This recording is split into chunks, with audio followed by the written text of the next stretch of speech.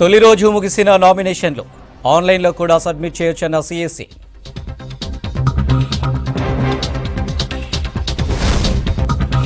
పెద్దపల్లి ప్రజలకే జీవితం అంకితమన్న వంశీకృష్ణ. ఉపాధి దొరకాలంటే కాంగ్రెస్ గెలవాలన్న శ్రీధర్ బాబు. ఇవాళ పలు జిల్లాలో 45 డిగ్రీలు దాటిన ఉష్ణోగ్రతలు. నల్గొండ జిల్లా మాడుగులపల్లిలో అత్యధిక టెంపరేచర్స్. ఉపాధి పనులు లేక వేరుశనగ కోతకు కూలీలు. హై టెంపరేచర్లతో వడదెబ్బకు గురవుతున్న పేదలు. సివిల్స్లో పాలమూరు యూత్ సత్తా. వరుస ర్యాంకులతో స్ఫూర్తిగా నిలుస్తున్న యువత.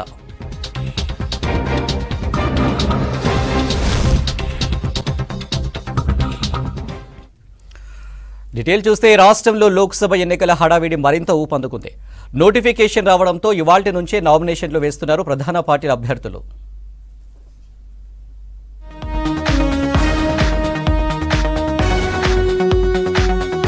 రాష్ట్ర వ్యాప్తంగా నామినేషన్ల ప్రక్రియ కొనసాగుతోంది.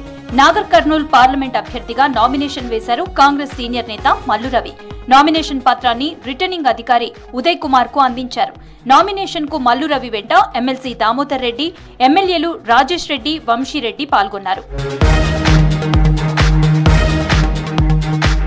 మహబూబ్ నగర్ లోక్సభ నియోజకవర్గానికి బీజేపీ అభ్యర్థి డీకే అరుణ నామినేషన్ దాఖలు కార్యక్రమంలో బీజేపీ ఓబీసీ మోర్చా జాతీయ అధ్యక్షుడు లక్ష్మణ్ పాల్గొన్నారు. పాలమూరు అన్ని రంగాల్లో అభివృద్ధి చెందాలంటే తనను భారీ మెజారిటీతో గెలిపించాలని బీజేపీ అభ్యర్థి డీకే అరుణ కోరారు. మహిళగా తనను ఆశీర్వదించాలని విజ్ఞప్తి చేశారు. నామినేషన్ కి ముందు వెంకటేశ్వర స్వామి ఆలయంలో పూజలు నిర్వహించారు డీకే అరుణ. అనంతరం కలెక్టర్ కార్యాలయంలో నామినేషన్ దాఖలు చేశారు. నాగర్ కర్నూల్ పార్లమెంట్ నియోజకవర్గానికి బీజేపీ అభ్యర్థిగా పోతుగంటి భరత్ కుమార్ నామినేషన్ వేశారు. ఈ కార్యక్రమంలో కామారెడ్డి ఎమ్మెల్యే వెంకటరమణారెడ్డి, ఎంపీ రాములు, జిల్లా అధ్యక్షుడు ఎల్లేని సుధాకర్ రావు పాల్గొన్నారు. నామినేషన్ సందర్భంగా పార్టీ నాయకులు, కార్యకర్తలు భారీ ర్యాలీ నిర్వహించారు. మెదక్ బీజేపీ ఎంపీ అభ్యర్థిగా రఘునందన్ రావు నామినేషన్ వేశారు. కేంద్రంలో నరేంద్ర మోడీ మూడోసారి అధికారంలోకి రావడం ఖాయమన్నారు రఘునందన్. మెదక్ కాంగ్రెస్ లోక్సభ అభ్యర్థి నీలం మధు తరపున నామినేషన్ దాఖలు చేశారు మెదక్ ఎమ్మెల్యే మైనంపల్లి రోహిత్ రావు. మెదక్ జిల్లా collector, election returning officer Rahul Raj కు నామినేషన్ పత్రాలను అందజేశారు. ఈ నామినేషన్ కు మెదక్ జిల్లా అధ్యక్షుడు ఆంజనేయులు గౌడ్ తో పాటు కాంగ్రెస్ నాయకులు హాజరయ్యారు. నిజామాబాద్ లో మొదటి నామినేషన్ దాఖలైంది. RTC retired employee Satyanarayana independent గా నామినేషన్ వేశారు. సామాన్యులు కూడా రాజకీయంగా చైతన్యవంతులు కావాలనే ఉద్దేశంతోనే తాను పార్లమెంటు బరిలో నిలబడుతున్నట్లు వివరించారు సత్యనారాయణ. కరీంనగర్లో లోక్సభ స్థానానికి నామినేషన్ల ప్రక్రియ ప్రారంభమైంది. మొదటగా స్వతంత్ర అభ్యర్థి కోట శ్యామ్ కుమార్ నామినేషన్ వేశారు. తర్వాత పి రాజేందర్ రెండో నామినేషన్ వేశారు. రేపు ప్రధాన పార్టీల నుంచి ముఖ్య నేతలు నామినేషన్లు వేయనున్నారు. రాష్ట్ర వ్యాప్తంగా 17 ఎంపీ సీట్లకు ఇవాళ ఉదయం 11 గంటల నుంచి నామినేషన్లు స్వీకరిస్తున్నారు. ఏప్రిల్ 25 వరకు నామినేషన్ల దాఖలు గడువు ఉంది. ఏప్రిల్ 26న నామినేషన్ల పరిశీలన, 29 వరకు నామినేషన్ల విత్డ్రాకు అవకాశం ఇచ్చింది ఈసీ. సంపన్న రాష్ట్రాన్ని అప్పుల పాలు చేసిన చరిత్ర కేసీఆర్దేనన్నారు మంత్రి తుమ్మల నాగేశ్వరరావు. కాంగ్రెస్ ఎంపీ అభ్యర్థి బలరాం నాయక్ను అత్యధిక మెజారిటీతో గెలిపించాలన్నారు. బలరాం నాయక్ గెలిస్తే ఈ ప్రాంతం అంతా అభివృద్ధి చేసి చూపిస్తాడన్నారు. రాష్ట్రంలోని మొత్తం 17కు 17 ఎంపీ స్థానాలను కైవసం చేసుకుంటుందని తుమ్మల నాగేశ్వరరావు చెప్పారు. మహబూబాబాద్లో జరిగిన కాంగ్రెస్ ముఖ్య కార్యకర్తల సమావేశంలో పాల్గొన్నారు మంత్రి తుమ్మల.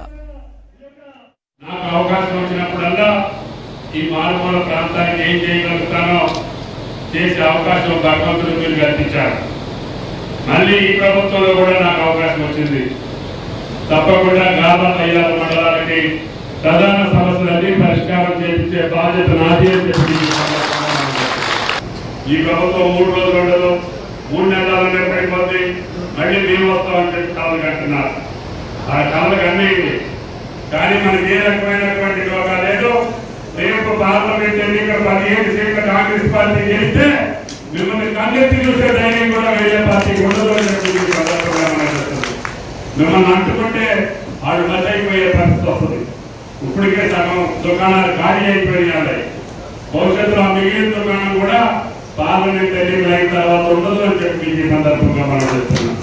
కాబట్టి దయచేసి ముఖ్యమంత్రి గారిని ప్రభుత్వాన్ని బలోపేతం చేయాలంటే మీ చేతిలో ఉన్న ఆయుధం బలరాం గారిని గెలిపించుకోవడం. మన కనకయ్య గారిని గెలిపించడం ద్వారా రాష్ట్ర ప్రభుత్వం వచ్చింది. అది బలరాం గారిని గెలిపిస్తే కేంద్ర ప్రభుత్వం కూడా మీ చేతిలో గొప్పదని చెప్పుకోవడం ఈ సందర్భంగా మనం చెప్తుంది. వాళ్ళిద్దరిని గెలిపించిన తర్వాత మీకు కావాల్సినటువంటి పనులు వాళ్ళిద్దరిని నిలబెట్టి చేపించుకునే హక్కు మీకు వస్తుంది.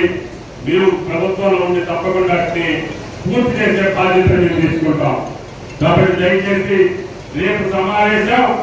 రేపు ముఖ్యమంత్రి గారి సమావేశం ద్వారానే 1,00,000 ఓట్లతోటి పైకి మెజారిటీతో బలరాం గారు గెలిచారనేటటువంటి కీర్తి మీకు రావాలని చెప్పి రామయ్యార మండల పెద్దలందరికీ విజ్ఞప్తి చేస్తున్నాను. మీరు అప్పుడు చెప్తే ఆయన చేయి పట్టుకొని తప్పకుండా దెబ్బలాడి ఢిల్లీలో కావాల్సిన నిధులు కోసుకుంటూనే ఈ గిరిజన ప్రాంతాన్ని అభివృద్ధి చేసే భాగ్యం కనకయ్య గారికి మాకు ఇవ్వమని చెప్పి మిమ్మల్ని ప్రార్థిస్తున్నాను. గెలిపించే బాధ్యత మీదే. అభివృద్ధి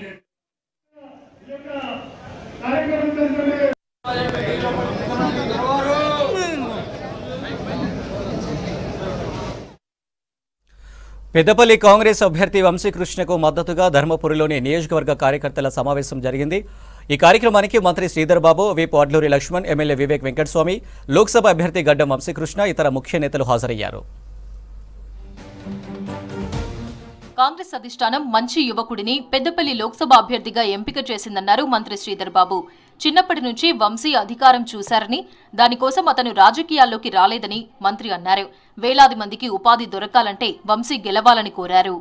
ఈ రోజు ఒక మంచి యువకుడిని వ్యక్తిగతంగా ఈ రోజు రాజకీయాల పరంగా ముందుకు పోదామని రాలే. అధికారాన్ని తన చిన్నతనం నుంచి చూసిండు.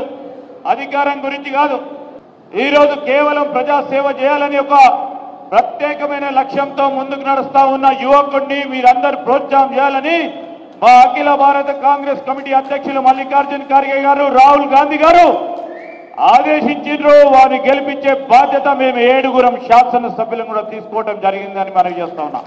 రాహుల్ గాంధీ పిలుపుతో వంశీకృష్ణ రాజకీయాల్లోకి వచ్చారని అన్నారు ధర్మపురి ఎమ్మెల్యే మక్కాన్ సింగ్ రాజ్ ఠాకూర్. పెద్దపల్లి కాంగ్రెస్ ఎంపీ అభ్యర్థి గడ్డం వంశీకృష్ణ గెలుపు ఖాయమైందన్నారు. గెలుపు కంటే ఎంత మెజారిటీ వస్తుందన్నదే ముఖ్యమన్నారు రాజ్ ఠాకూర్.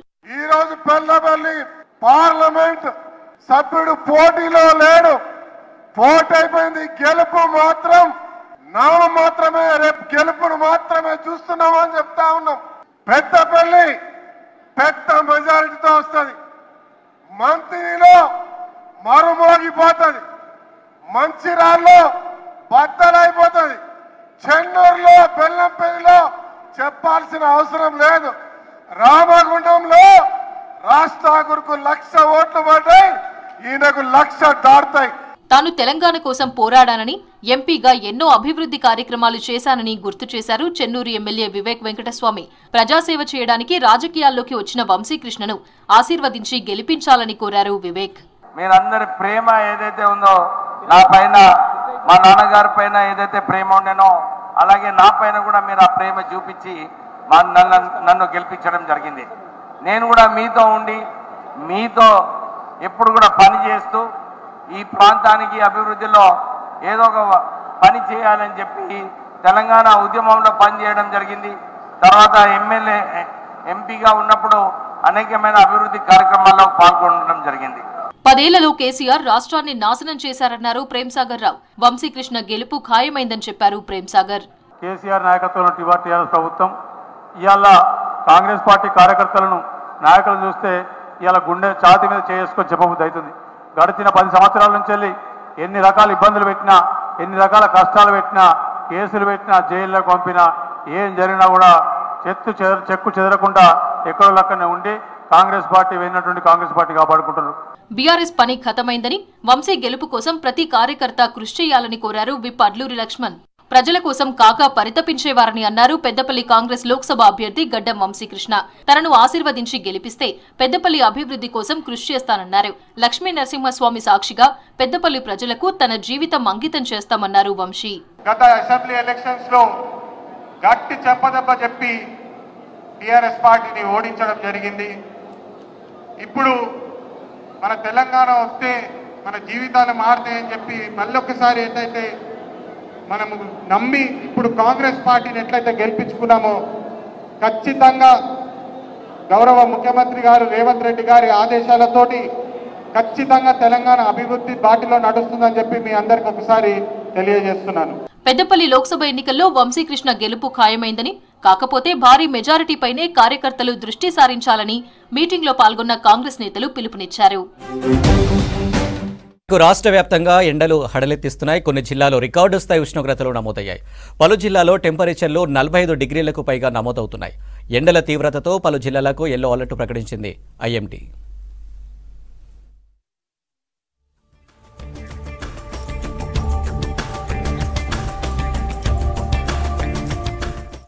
రాష్ట్రంలో ఉష్ణోగ్రతలు రోజురోజుకు పెరిగిపోతున్నాయి. రానున్న 2 రోజులు ఉష్ణోగ్రతలు మరింత పెరిగే ఛాన్స్ ఉందన్నారు వాతావరణ శాఖ అధికారులు. సాధారణం కంటే 2 నుంచి 4 డిగ్రీల వరకు టెంపరేచర్లు పెరిగే ఛాన్స్ ఉందన్నారు. ఇవాళ కొన్ని ప్రాంతాల్లో 43 డిగ్రీలకు పైగా ఉష్ణోగ్రతలు నమోదయ్యాయి. మంచిర్యాల, పెద్దపల్లి, ములుగు, భద్రాద్రి, భూపాలపల్లితో పాటు పలు జిల్లాల్లో వడగాలులు వీచాయి. పెరిగిన ఎండలు, వడగాల్పులతో తీవ్ర ఇబ్బంది పడుతున్నారు జనం.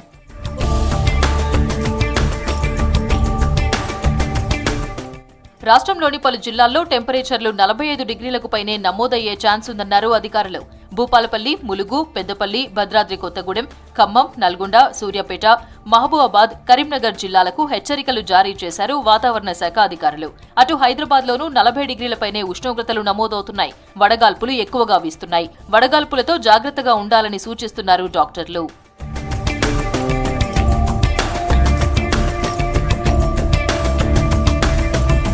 ఉమ్మడి ఆదిలాబాద్లో రికార్డు స్థాయి టెంపరేచర్లు నమోదయ్యాయి. 12 ఏళ్ల తర్వాత ఈ సమయంలో 44 డిగ్రీల గరిష్ట ఉష్ణోగ్రతలు రికార్డయ్యాయి.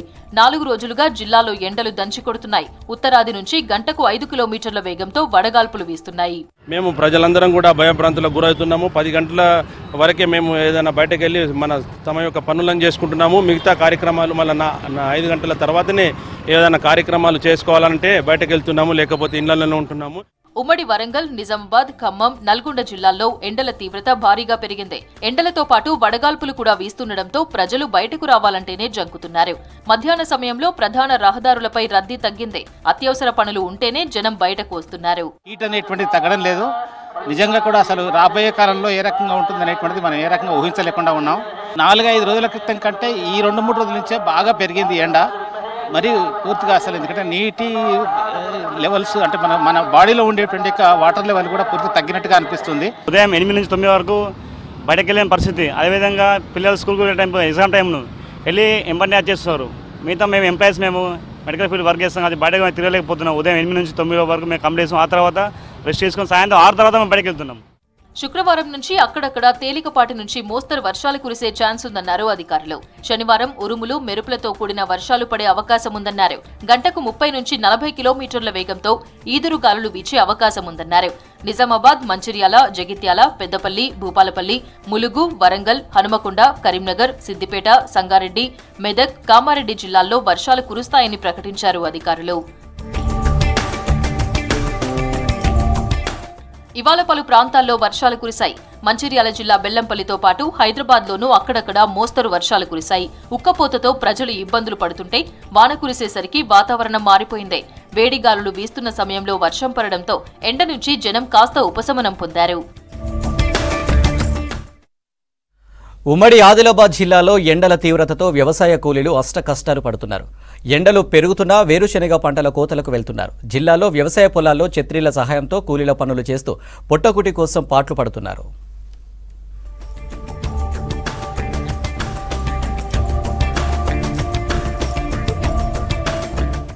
ఆదిలాబాద్ జిల్లాలో సమ్మర్ ఆరంభంలోనే రికార్డు స్థాయిలో 40 డిగ్రీల గరిష్ట ఉష్ణోగ్రతలు నమోదయ్యాయి. తాజాగా 43 డిగ్రీల గరిష్ట ఉష్ణోగ్రతలు నమోదవుతున్నాయి. మండుతున్న ఎండలను లెక్క చేయకుండా వ్యవసాయ కూలీలు పనులకు వెళ్తున్నారు. బోధ్ అసెంబ్లీ నియోజకవర్గంలోని 10,000 ఎకరాల్లో వేరుశెనగ పంటను సాగు చేస్తారు రైతులు. అధిక ఉష్ణోగ్రతల టైంలోనే పంట కోతకు వస్తుంది. ఎండాకాలంలో కూలీలకు వ్యవసాయ పనులు ఉండవు. వేరుశెనగ పంట కోతలు ఒక్కటే వ్యవసాయ కూలీలకు ఆధారం. తలమడుగు, తాంసీ మండలాల్లో పల్లి పంట పనులకు వెళ్తున్న కూలీలు వడదెబ్బకు గురికాకుండా జాగ్రత్తలు పాటిస్తున్నారు. ఉదయం వేళల్లో 8 గంటల నుంచి 11 గంటల వరకు కూలీలు పనిచేస్తుంటారు. డీహైడ్రేషన్ కాకుండా 6 లీటర్ల నీటిని తీసుకుంటూ ఎండల నుంచి ఉపశమనం పొందుతారు. ఎండ బాధ గేయలేక సాడీలు కట్టుకొని గొడుగు లెక్క ఎండకు చేస్తున్నాం పని. మాకు ఎండాకాలమే పని ఉంటుంది, ఎప్పుడు పని ఉండదు. ఈ పల్లీలేమో బాగా ఎండకి పల్లీలు కూడా వస్తుంది, తెంపుతున్నాం గొడుగులు సాడీలు కట్టుకొని. డిగ్రీల ఎండ ఉంటున్నది, ఎండ ఏగ సఖ్యం లేక సాడీలు కట్టుకొని పల్లీలు తెంపుతున్నాం.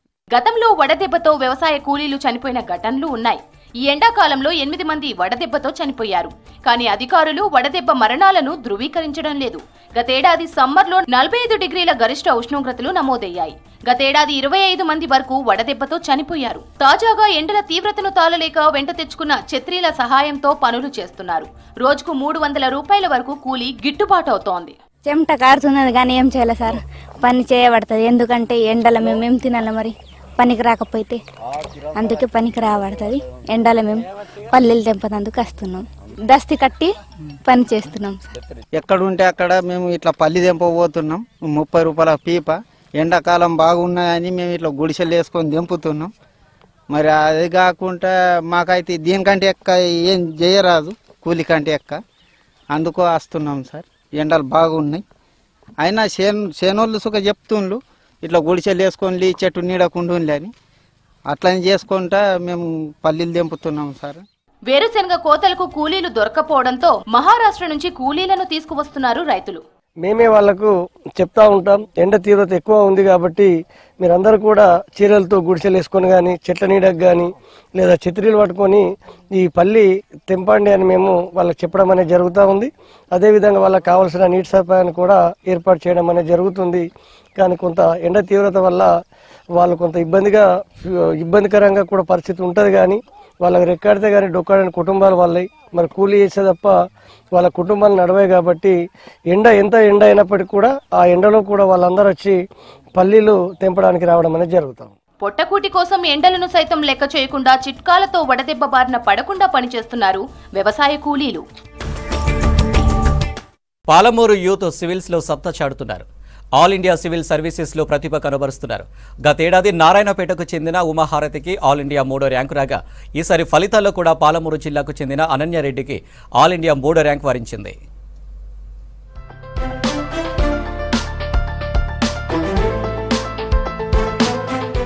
ఆల్ ఇండియా సివిల్ సర్వీసెస్ ఫలితాల్లో పాలమూరు యువత మెరుస్తున్నారు.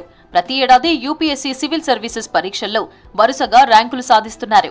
భారత అత్యున్నత సర్వీసెస్లో స్థానం సంపాదిస్తున్నారు. 2023 సంవత్సరానికి సివిల్స్ ఫలితాల్లో ఆల్ ఇండియా 3 ర్యాంకులు మరోమారు మహబూబ్ నగర్ జిల్లాను వరించింది.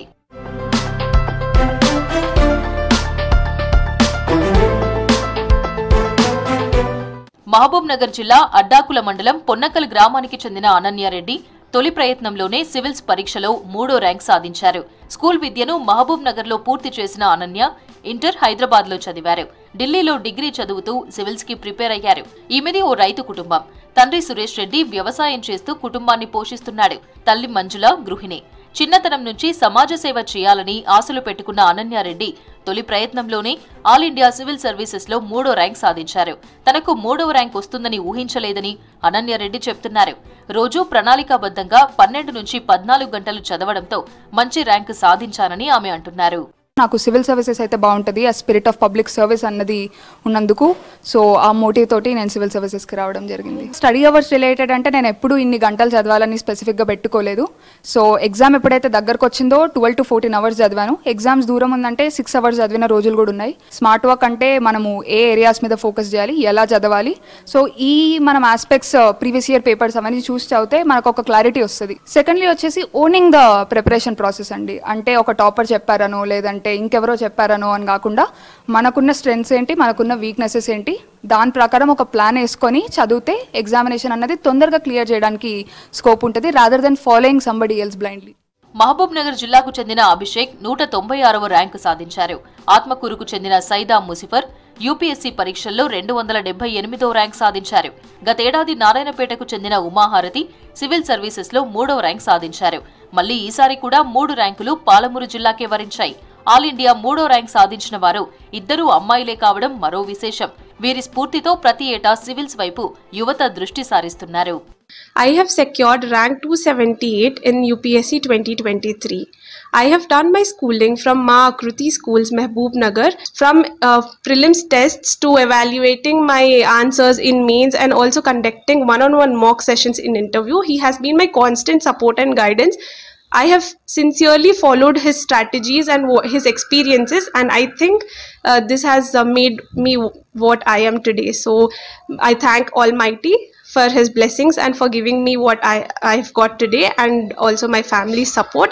సివిల్స్ లో అత్యుత్తమ ర్యాంకులు సాధించడం పట్ల వారి కుటుంబ సభ్యుల్లో అంతులేని ఆనందం వెల్లివిరుస్తోంది. సూర్యుని తాపానికి జనం అల్లాడిపోతున్నారు. అధిక ఉష్ణోగ్రతలు, వడగాల్పులకు ప్రజలు తీవ్ర ఇబ్బంది పడుతున్నారు. ఎండల వేడి నుంచి ఉపశమనం పొందేందుకు పిల్లలు, పెద్దలు స్విమ్మింగ్ పూల్ బాట పడుతున్నారు.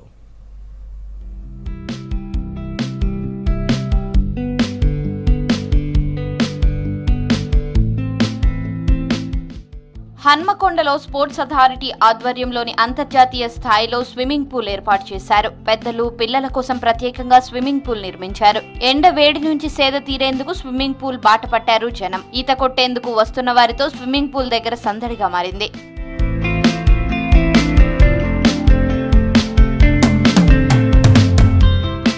5 ఏళ్ల నుంచి 15 సంవత్సరాల లోపు పిల్లలను స్విమ్మింగ్ పూల్లో చేర్పించేందుకు వారి తల్లిదండ్రులు ఆసక్తి చూపుతున్నారు. ఎండలు మండిపోతుండటంతో పిల్లలతో సహా కుటుంబ సభ్యులు స్విమ్మింగ్ లో సేద తీరుతున్నారు. ఈ ఏడాది స్విమ్మింగ్ పూల్లో చేరేందుకు పిల్లలు భారీ సంఖ్యలో రావడంతో 6 బ్యాచ్లుగా విభజించి స్విమ్మింగ్ నేర్పిస్తున్నారు నిర్వాహకులు.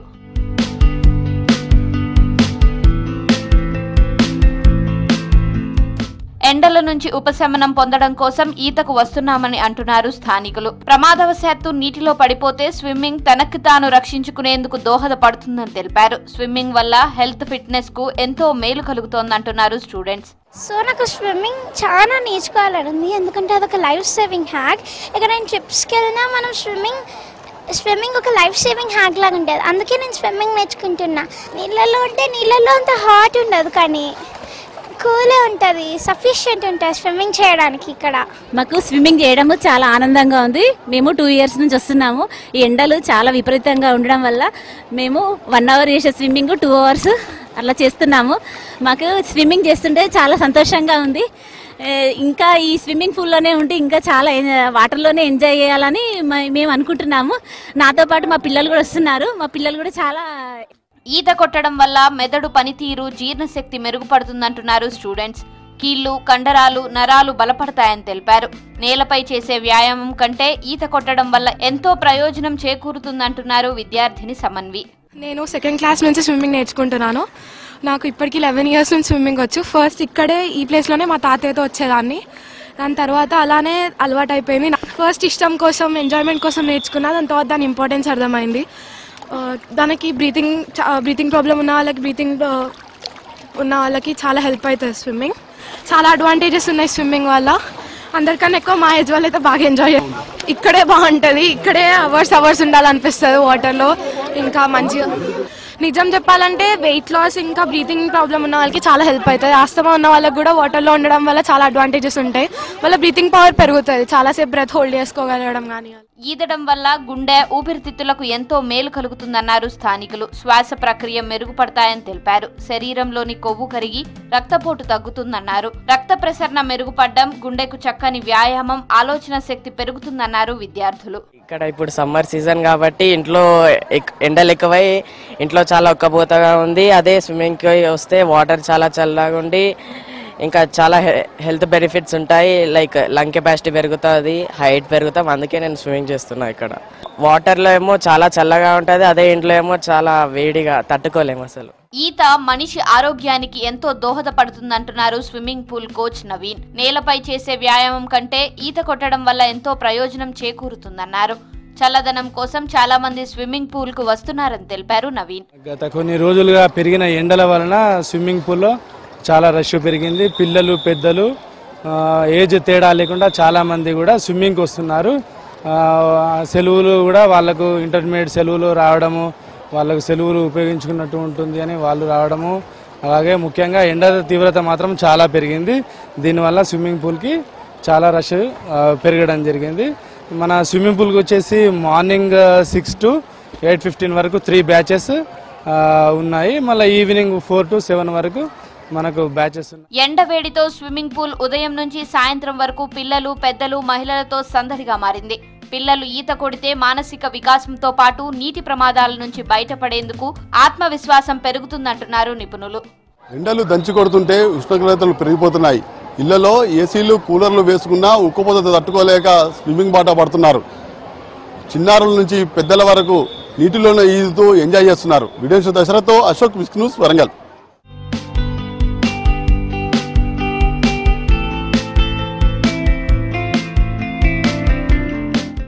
యాదాద్రి భువనగిరి జిల్లాలో చైన్ స్నాచర్స్ రెచ్చిపోతున్నారు.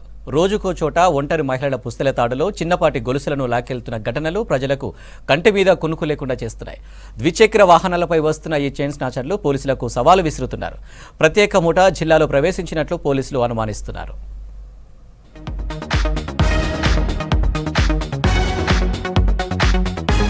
యాదాద్రి భువనగిరి జిల్లాలోని పోలీసులకు కంటి మీద కునుకు లేకుండా చేస్తున్నారు దొంగలు. జిల్లా వ్యాప్తంగా ఎక్కడో ఒక చోట రాత్రి నిద్రిస్తున్న మహిళలే టార్గెట్ గా చోరీకి పాల్పడుతున్నారు. గత 10 రోజులుగా నిత్యం దొంగతనాలు జరుగుతూనే ఉన్నాయి. ఇప్పటి వరకు 4 ఘటనల్లో పట్టుబడ్డవారు స్థానికులే కావడం గమనార్హం. దొంగలను పట్టుకోవడం కోసం ప్రత్యేక టీములు పహారా కాస్తున్న పోలీసులకు సైతం చిక్కకుండా దోపిడీలు చేస్తున్నారు. అప్రమత్తమైన పోలీసు యంత్రాంగం గాలింపు చర్యలు ముమ్మరం చేసింది.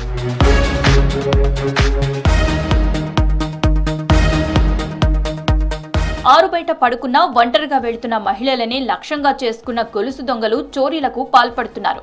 ఈ కేసులను పరిశీలిస్తే దుండగులు పక్కా ప్రణాళికతో చైన్ స్నాచింగ్లకు పాల్పడుతున్నట్లు అర్థమవుతుంది. ప్రధాన రహదారులకు సమీపంలో గ్రామాలను ఎంచుకుంటున్నారు. సీసీ కెమెరాలకు చిక్కకుండా, జనం కంటపడకుండా గ్రామ శివారుల్లోని ఇల్లు, పొలాలకు వెళ్లే వారిని ఎంచుకుంటున్నారు.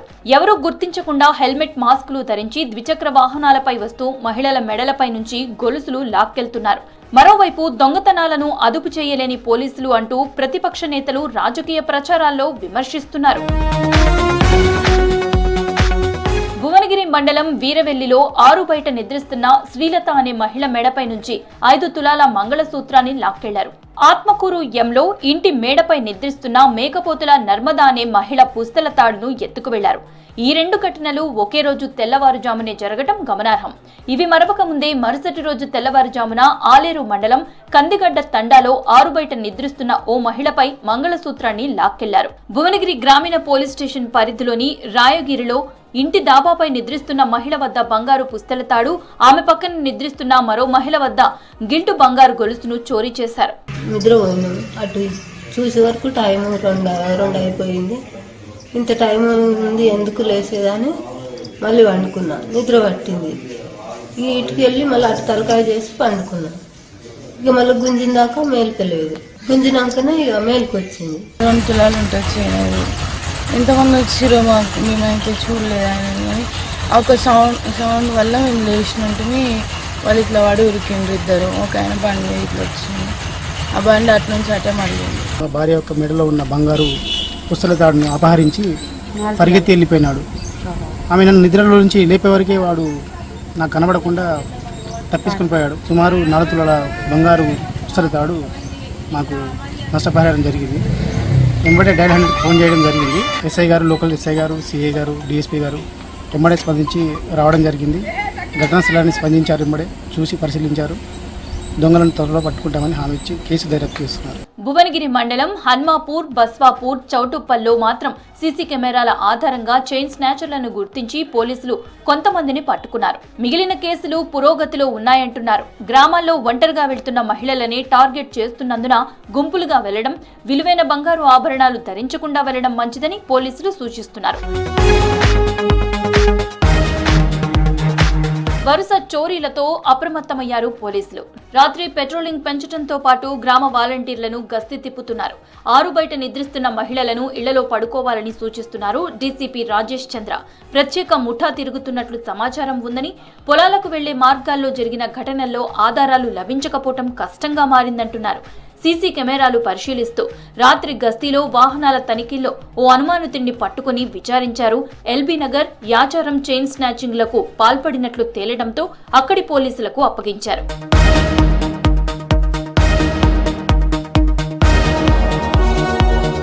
జిల్లాలో 421 గ్రామాలున్నాయి. పోలీసుల ఒక్కరితోనే నిందితులను పట్టుకోవడం సాధ్యం కాదు. ప్రజలు కూడా అప్రమత్తంగా ఉండాలని చెబుతున్నారు పోలీసులు. ఖమ్మం లకారం చెరువు కబ్జాకు గురవుతుందన్నారు స్థానికులు.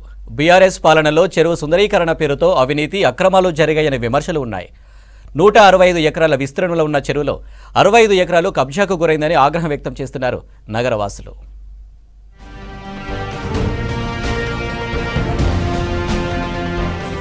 ఖమ్మం నగరంలోని 165 ఎకరాల్లో విస్తరించిన లకారం చెరువు కబ్జాకు గురవుతోంది.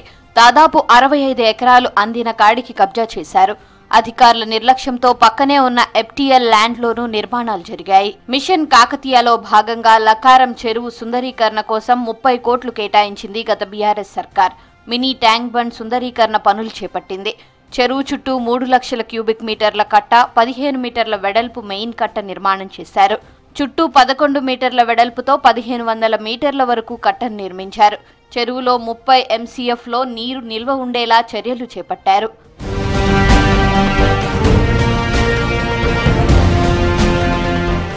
$2.5 కోట్లతో చెరువు చుట్టూ 4 చోట్ల బ్రిడ్జీలను నిర్మాణం చేపట్టింది గత సర్కార్. చుట్టూ రైలింగ్, మెయిన్ రోడ్డుకు గడ్డి, tiles, walkers track, central lighting, గేట్లు ఏర్పాటు చేసింది. 4 చోట్ల గజబోస్లు, Kakatiya Kalathoranam, entrance gate, guard room, టాయిలెట్లు, హోటల్, బోటింగ్, పర్యాటకుల కోసం బ్యాటరీ కార్లు ఏర్పాటు చేశారు.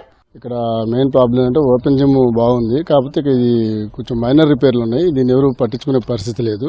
ఈ రిపేర్ చేస్తే బాగుంటుంది. ప్లస్ ఓపెన్ జిమ్ దగ్గర మన పేరెంట్స్ వస్తారు పిల్లల్ని తీసుకుని, లేడీస్కి బాగా ప్రాబ్లం అవుతుంది. అక్కడ వాళ్ళు కూర్చోడానికి సిట్టింగ్ కూడా ఏం లేదు. ఇంకొంచెం సమ్మర్లో కొంచెం వాటర్ ఫెసిలిటీ కూడా లేదు సార్. ఇక్కడ వాటర్ ఫెసిలిటీ కల్పిస్తే చాలా బాగుంటుంది.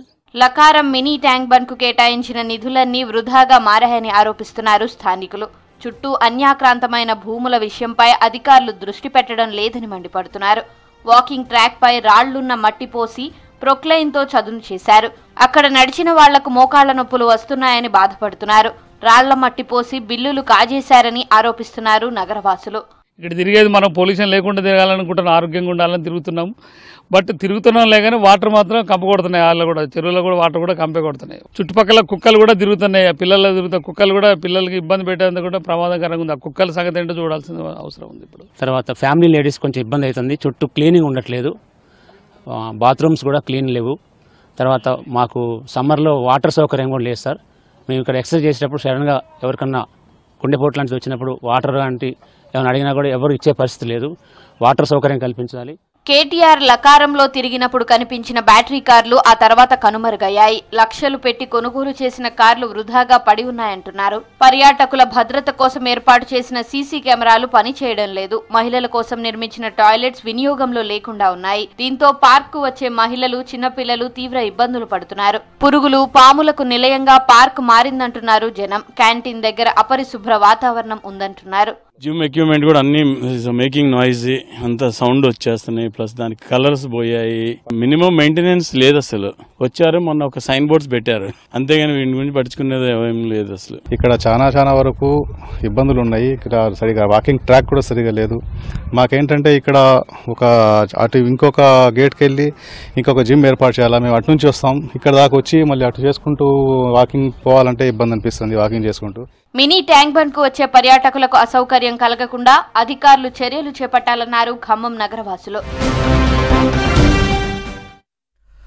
వరంగల్ జిల్లా వర్ధనపేట మండలం ఇల్లందులో బూడిద రవాణా చేస్తున్న లారీలతో ఇబ్బందులు ఎదుర్కొంటున్నామని ప్రజలు ధర్నాకు దిగారు.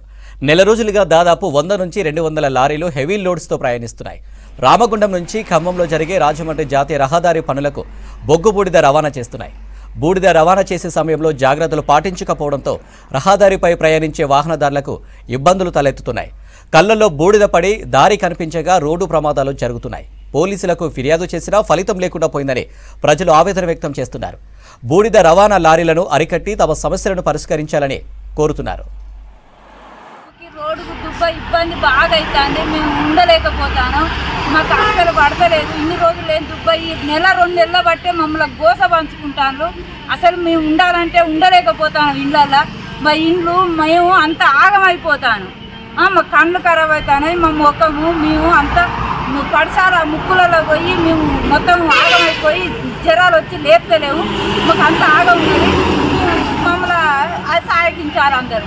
నెల 15 రోజుల నుండి నేషనల్ హైవే అయినటువంటి ఈ ఖమ్మం వరంగల్ రహదారి పైన హెవీ వెహికల్స్ డస్ట్ను తీసుకుపోతూ ఉన్నాయి. ఈ డస్టు కనీసం వాళ్ళు తడి చేసి పంపినా కానీ పడకుండా ఉండే అవకాశం ఉండే, కానీ ఎక్కడైతే కార్నర్లు ఉన్నాయో మళ్ళా అదేవిధంగా స్పీడ్ బ్రేకర్స్ ఉన్నాయో అక్కడ ఆ ప్రదేశాలలో ఎక్కువ మొత్తంలో డస్ట్ పడి వచ్చిపోయే వాహనదారులకు, ద్విచక్ర వాహనదారులకు మాత్రం ముఖ్యంగా కళ్ళల్లో పడుతున్నాయి.